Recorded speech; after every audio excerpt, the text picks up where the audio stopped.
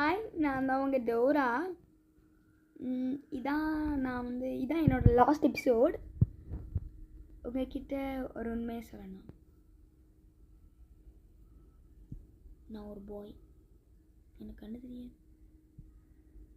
அதனால தான் உங்ககிட்ட அந்த மேலே எங்கே இருக்க, அந்த வீடு தெரியுதா, அந்த சாக்கோபட மரம் எங்கே இருக்கா, மேப் எங்கே இருக்க, என் பேக் பின்னாடி இருக்குன்னு எனக்கே தெரியும்.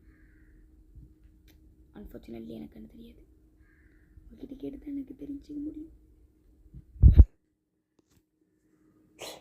So sad.